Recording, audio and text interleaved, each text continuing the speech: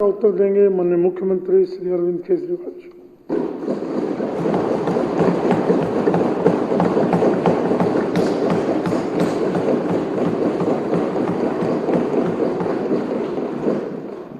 आदरणीय अध्यक्ष महोदय, अभी कुछ दिन पहले बीजेपी का एक बहुत बड़ा नेता मिला मेरे को। उससे काफ़ी लंबी चर्चा हुई मेरी, और उसने जो जो बातें बताई वो इतनी चौंकाने वाली थी कि आप सब सुनोगे तो रोंगटे खड़े हो जाएंगे। उसने मेरे से पूछा कि केजरीवाल जी, आपको क्या लगता है मोदी जी अडानी की इतनी मदद क्यों करते हैं?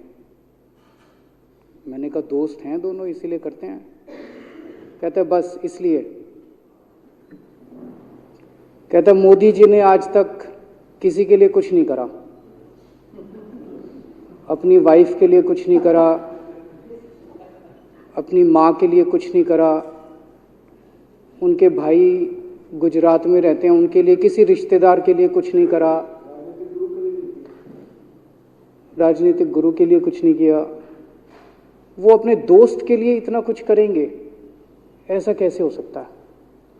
दोस्त पे इतने मेहरबान क्यों हैं? ऐसी भी क्या दोस्ती है? आज के ज़माने में कौन कोई भाई के लिए कुछ नहीं करता, दोस्त के लिए कौन करता है? तो मैंने कहा फिर क्या मामला है? कहते आप खुद सोचो, इतना बड़ा क्राइसिस हुआ, हिंडनबर्ग की रिपोर्ट आई, चारों तरफ थू थू हुई, पूरा क्रैश कर गया अडानी ग्रुप। मोदी जी इतने स्वार्थी आदमी हैं कि अगर केवल मामला दोस्ती तक होता तो 2 मिनट में उसको साइड करते और कहते मेरा कोई लेना देना नहीं इससे। अभी भी उसको बचाने में लगे हुए हैं। कभी एसबीआई को कह रहे हैं इसको पैसे दो, आज अखबार में आया पीएफ वालों को भी बोला इसको पैसे दो। सारी एजेंसी अभी भी उसको पूरी तरह से उसको बचाने में लगे हुए हैं।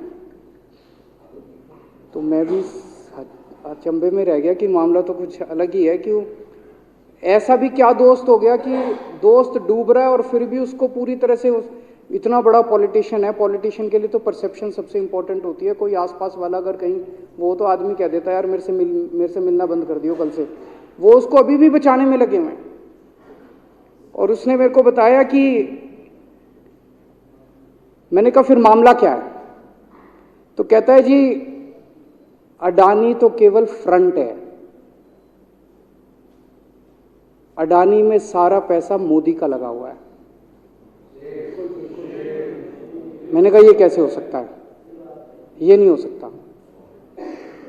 कहते हैं अडानी के अंदर सारा पैसा मोदी जी का लगा हुआ है, अडानी केवल फ्रंट है, अडानी तो केवल मोदी जी का पैसा मैनेज करता है, मैनेजर है। उसको 10%, 15%, 20% इतनी कमीशन मिलती है, बाकी सारा का सारा पैसा मोदी जी का लगा हुआ है। अगर कल को जांच हो गई, जेपीसी बैठ गई, ईडी की जांच हो गई, सीबीआई की जांच हो गई, तो अडानी नहीं डूबेगा, मोदी जी डूबेंगे। जिस दिन अडानी डूबा उस दिन मोदी जी डूबेंगे। मैंने कहा यार उनको पैसे की क्या जरूरत है? प्रधानमंत्री जी को, मोदी जी को, उनके ना आगे कोई ना पीछे कोई, उनको क्या पैसे की जरूरत है? तो कहता है सर पैसे की हवस होती है, लत होती है।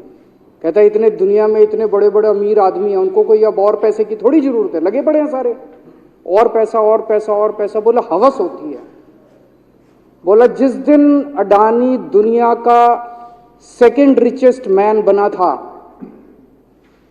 अडानी दुनिया का सेकंड रिचेस्ट मैन नहीं बना था, मोदी जी दुनिया के सेकंड रिचेस्ट मैन बने थे। और अब मोदी जी का ख्वाब है, उनका सपना है कि वो दुनिया के रिचेस्ट मैन बनना चाहते हैं। प्रधानमंत्री तो बन गए, वो दुनिया के रिचेस्ट मैन बनना चाहते हैं। फिर उसने मेरे को एक एक करके, मैं बड़ा धीरे धीरे उसकी बातों पे, पहले तो मैं एकदम शॉक हो गया ये कह क्या रहा है कि अडानी के अंदर सारा पैसा मोदी जी का लगा है। फिर वे धीरे धीरे उसने एक एक करके बातें खोल के समझानी चालू की। कहता है मोदी जी श्रीलंका गए, श्रीलंका के राष्ट्रपति राजापाक्सा हैं। राजापाक्षा को मोदी जी ने जबरदस्ती करके वहां का विंड प्रोजेक्ट अडानी को दिलाया। क्यों दिलाया? मैं आप लोगों से पूछना चाहता हूं, आप में से कोई विदेश जाएगा तो वहां की किसी एजेंसी को जबरदस्ती करके अपने भाई को, रिश्तेदार को ठेका दिला के आओगे क्या? ऐसे कोई करता है क्या? मोदी जी ने जबरदस्ती राजापाक्षा के ऊपर प्रेशर डाल के वहां का विंड प्रोजेक्ट अडानी को दिलाया। अडानी को नहीं दिलाया, खुद लिया वो प्रोजेक्ट। वो मोदी जी का प्रोजेक्ट है, वो अडानी का प्रोजेक्ट नहीं है। और ये बात कैसे निकली? वहां का जो बिजली बोर्ड है श्रीलंका का, जैसे अपने यहाँ स्टैंडिंग कमेटी है असेंबली की, पार्लियामेंट की स्टैंडिंग कमेटी है, वैसे उनकी भी पार्लियामेंट की स्टैंडिंग कमेटी होती है। तो वहां पे पार्लियामेंट की, श्रीलंका की पार्लियामेंट की स्टैंडिंग कमेटी ने जब उनके बिजली बोर्ड के चेयरमैन को बुलाया और बोले तूने ये प्रोजेक्ट अडानी को क्यों दिया, तो उसने कहा जी राजापाक्षा साहब ने मेरे को बुलाया था, उन्होंने कहा मोदी जी मेरे पे बहुत प्रेशर डाल रहे हैं कि ये प्रोजेक्ट अडानी को दो। मोदी जी बांग्लादेश गए, बांग्लादेश वालों को बिजली खरीदनी थी, 1500 मेगावाट बिजली 25 साल के लिए। मोदी जी ने वो प्रोजेक्ट भी अडानी जी को दिला दिया। अडानी को नहीं दिलाया, मोदी जी ने वो प्रोजेक्ट खुद लिया। 25 साल तक 1500 मेगावाट बिजली खरीदने का प्रोजेक्ट बांग्लादेश का, वो भी मोदी जी ले आए अपने नाम पे। इजराइल गए, इजराइल के साथ भारत ने कई सारे रक्षा सौदे किए, रक्षा सौदे, वो सारे के सारे रक्षा सौदे अडानी को दे दिए। अडानी को नहीं दिए, मोदी जी ने खुद लिए। अभी 2-3 साल पहले 6 एयरपोर्ट की नीलामी हुई प्राइवेटाइजेशन के लिए, सरकार ने उनकी नीलामी करी, भाई प्राइवेट प्लेयर आके लो। उसमें एक कंडीशन थी कि उसी को दिया जाएंगे ये एयरपोर्ट जिसने पहले एयरपोर्ट का काम कर रखा है। हर सरकारी ठेके में होती है, हम सड़क बनाते हैं, कहते हैं भाई सड़क, जिसको ठेकेदार को सड़क बनाने का एक्सपीरियंस है उसी को दिया जाएगा। हम बिल्डिंग बनाते हैं, हम कहते हैं भाई ये पानी के वाटर ट्रीटमेंट प्लांट लगाते हैं, हम कहते हैं भाई जिसने WTP वाटर ट्रीटमेंट प्लांट इतने लगा रखे हैं उसी को दिया जाएगा। हम सीवेज ट्रीटमेंट प्लांट बनाते हैं, हम कहते हैं जिसको 20 साल का एक्सपीरियंस है, 15 साल का है, उसी को। इसमें भी ये कंडीशन थी कि जिसने इतने साल तक एयरपोर्ट चलाने का काम कर रखा उसी को दिया जाएगा। अब अडानी ने तो कर नहीं, मोदी जी ने तो कर नहीं रखा था, अडानी ने तो कर नहीं रखा था, तो क्या करते? आखिरी मोमेंट पे वो कंडीशन हटा दी गई, बोले कोई एक्सपीरियंस की जरूरत नहीं है। 6 एयरपोर्ट नीलामी पे थे, 6 के 6 एयरपोर्ट अडानी को दे दिए, अडानी को नहीं दिए। मोदी जी ने वो खुद 6 के 6 एयरपोर्ट खुद अपने नाम कर लिए। आज 2021 नवंबर में एयरपोर्ट टेक ओवर किए, 2023 1.5 साल हुआ है। 1.5 साल के अंदर आज एयरपोर्ट का 30%, पूरे देश का एयरपोर्ट का जितना धंधा है, बिजनेस है, उसका 30% बिजनेस जो है वो मोदी जी के पास है। 30%, 1.5 साल के अंदर इतना बड़ा भारत देश, इतने एयरपोर्ट, 30% एयरपोर्ट का बिजनेस आज मोदी जी के पास है। एक और बड़ी इंटरेस्टिंग चीज हो रही है, ये ईडी और सीबीआई को इस्तेमाल करके बंदूक यहां रख के लोगों की फैक्ट्रियां छीनी जा रही हैं। मतलब 10 अक्टूबर 2018 को, 10 अक्टूबर 2018 को कृष्णापट्टनम पोर्ट के ऊपर इनकम टैक्स की रेड हुई और 6 अप्रैल 2020 को 1.5 साल बाद वो पूरा एयरपोर्ट अडानी ने खरीद लिया। उसके यहां बंदूक रख के उसको कहा या तो दे दे और या जेल। तो वो अडानी ने नहीं खरीदा, वो मोदी जी के पास चला गया कृष्णापट्टनम एयरपोर्ट। 10 दिसंबर 2020 को एसीसी और अंबुजा सीमेंट पे रेड हुई और 2 साल बाद 16 अक्टूबर 2022 को दोनों सीमेंट प्लांट मोदी जी के पास चले गए। 2020 जुलाई को मुंबई एयरपोर्ट का मालिक था जीवीके, उसके ऊपर सीबीआई और ईडी की रेड हुई, एफआईआर हुई और 1 महीने बाद मुंबई एयरपोर्ट जो है वो मोदी जी के पास चला गया, अडानी के पास चला गया। तो ईडी और सीबीआई पे रेड कराते हैं, उसको धमकाते हैं फैक्ट्री वाले को, कंपनी वाले को कि या तो जेल जा और या तेरी फैक्ट्री हमको दे दे। ये इधर तो सुनते थे हरियाणा की तरफ ये टुच्ची, इधर इसकी फैक्ट्री भी छीन ली, पंजाब में भी सुनते थे इसकी भी फैक्ट्री छीन ली, इसकी। पूरे देश के अंदर ये इतनी गुंडागर्दी मची पड़ी है कि ईडी की रेड करा देते हैं, सीबीआई की रेड करा देते हैं, यहाँ बंदूक रखते हैं और कहते हैं या तो फैक्ट्री दे दे और या जेल जा। ये क्या चल क्या रहा है इस देश के अंदर? इन्होंने अभी थोड़े दिन पहले ऑर्डर निकाला कि सारे जितने पावर प्लांट हैं, जितनी राज्य सरकारें हैं, पंजाब सरकार की, हमारी जो सरकार है, उनके पास भी ऑर्डर आया, सारी सरकारों को जितना उनका कोयले की रिक्वायरमेंट है उसमें से 10% कोयला इंपोर्टेड इस्तेमाल करना पड़ेगा। और इंपोर्ट केवल मोदी जी करते थे, अडानी करता था। तो इसका मतलब आपको 10% अपना कोयला कंपलसरी, जरूरत नहीं है आपको कोयले की, लेकिन 10% कोयला आपको अडानी से खरीदना पड़ेगा। हमारे देश का कोयला 2000 रुपये टन है, इंपोर्टेड कोयला 20,000 रुपये टन है। 10 गुना दाम के ऊपर आपको अडानी से यानी कि मोदी जी से कोयला खरीदना पड़ेगा। इन्होंने सुप्रीम कोर्ट का एक और, जब कोयला घोटाला हुआ था अपने देश के अंदर, तो सुप्रीम कोर्ट ने आदेश दिया था कि अब कोयले की खदानें किसी भी प्राइवेट वाले को नहीं दी जाएंगी, सारी खदानें सरकारें। तो इन्होंने कुछ खदानें राजस्थान सरकार को दे दी, कुछ खदानें छत्तीसगढ़ सरकार को, कुछ खदानें पंजाब सरकार को, सरकारों में बांट दी। बाकी पूरे देश में केवल राज्य सरकारों के पास खदानें हैं। केवल अडानी के केस में उन्होंने एक्सेप्शन करके अडानी को कोयले की खदानें दे दी और उसमें भी ऑर्डर कर दिया कि 4000 कैलोरी से कम वाला कोयला जो है उसको रिजेक्टेड माल माना जाएगा, जबकि वो सबसे अच्छा कोयला माना जाता है और वो रिजेक्टेड माल इसको फ्री में मिलता है। तो कम से कम 2800 करोड़ रुपए का कोयला हर साल फ्री में मोदी जी ले जाते हैं।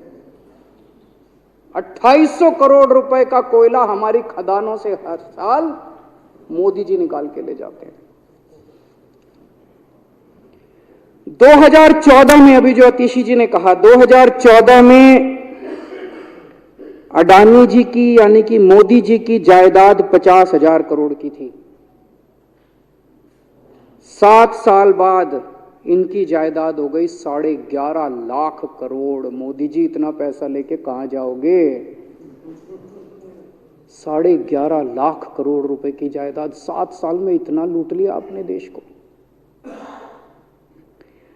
2014 में 609 नंबर पे थे, अब ये सेकंड रिचेस्ट बन गए, अब रिचेस्ट बनना चाहते हैं। ये तो लेकिन कुदरत है, कुदरत तो बड़ी ताकतवर है। किसने सोचा था एक दिन हिंडनबर्ग रिपोर्ट आएगी और 24 घंटे के अंदर सारा तहस नहस हो जाएगा।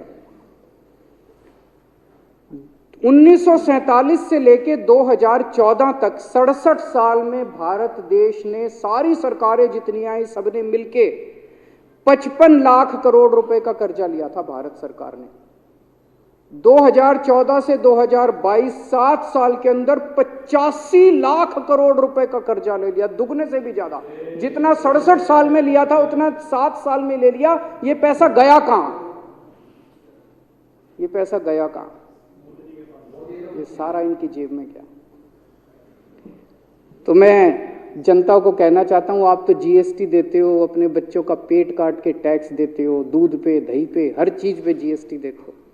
वो जीएसटी का पैसा जाता है जनता की उसमें खजाने में, वहां से वो जाता है अडानी के खजाने में और वहां से वो जाता है मोदी जी के खजाने में। दोनों हाथों से लूट मची हुई है, पूरे देश को लूट रहे हैं प्रधानमंत्री जी, मोदी जी पूरे दोनों हाथों से लूट रहे हैं। कोयला लूट रहे हैं, एयरपोर्ट लूट रहे हैं, सड़कें लूट रहे हैं, बिजली लूट रहे हैं, पानी लूट रहे हैं, कुछ नहीं छोड़ा, सब कुछ लूट रहे हैं। जितना कांग्रेस ने 75 साल में नहीं लूटा, उससे 10 गुना इन्होंने 7 साल के अंदर, 8 साल के अंदर लूट लिया देश को। अडानी का क्या रोल है इसमें? मोदी जी कम पढ़े लिखे हैं, उनको समझ नहीं है कि करना क्या है। अडानी आके बताता है पैसा यहां लगा लो, इस देश में चलते हैं, वहां की ये कंपनी खरीद लेते हैं, ईडी को और सीबीआई को इसके पीछे लगा दो। वो सारा मैनेजमेंट करता है, दिमाग उसका पैसा मोदी जी का। उसके बदले में उसको पता नहीं 10%, 15%, 20% कितनी कमीशन मिलती है, लेकिन दिमाग सारा अडानी का है। और मेरे को ज्यादा चिंता इस बात की है अध्यक्ष महोदय, प्रधानमंत्री जी कम पढ़े लिखे हैं, उनको कम समझ में आता है। लोग आके उनको कुछ ना कुछ कहीं भी जाते हैं या कोई विदेश से आता है, उसके जो भी विदेश से नेता आता है या कहीं जाते हैं तो दो ही कंडीशन होती है। एक तो उसको कहते हैं भाई गले मिल ले, तो फोटो खिंचा ले, गले मिल ले, फोटो खिंचा ले, पार्क में घूम ले, तो वो फोटो खिंचाने के लिए उसको कहा जाता है भाई फोटो खिंचा ले, फोटो खिंचाने के। और दूसरा उसको कहा जाता है भाई अडानी को ये ठेका दे दे, अडानी को ये ठेका दे दे। और कोई किसी कईयों को कहते हैं तारीफ कर दे, कोई आके कुछ नेता आके कहते हैं ना मोदी जी तो दुनिया के सबसे लोकप्रिय नेता है। उसने क्या लेना देना मोदी जी दुनिया के सबसे लोकप्रिय, वो आके क्यों कह रहा है? बदले में वो देश, ये जो गोरे हैं ना, बहुत चतुर हैं, बहुत चालाक हैं, ये ऐसे इतने भोले वाले नहीं है कि यहाँ पे आए और कह गए मोदी जी दुनिया के, वो पता नहीं किस किस चीज पे साइन करा के ले जाते हैं, पता ही नहीं चलता बदले में क्या साइन करा के ले जाते हैं। यही हुआ था 17वीं 18वीं सदी के अंदर हमारे देश में। वो ईस्ट इंडिया कंपनी वाले आते थे, उस टाइम के हमारे राजे महाराजे भी ऐसे ही अनपढ़ होते थे, उनको कुछ अकल होती नहीं थी। उनके राज्य, उनके दरबार में आते थे, उनकी तारीफ करते थे, खूब तारीफ करते थे, और पता नहीं किस किस चीज पे साइन करा के ले गए। 100 साल के अंदर पूरा देश अंग्रेजों ने कब्जा कर लिया। वही हाल अब हो रहा अपने देश का कि हमारे कम पढ़े लिखे प्रधानमंत्री हैं, पैसे की हवस है, और मतलब जो भी आता है 2 लाइन उनके उसमें बोल दे, गले मिल ले, पार्क में घूम ले, अडानी को 2 कंपनियों का ठेका दे दे, बदले में पता नहीं देश का क्या क्या बेच दिया इन लोगों ने।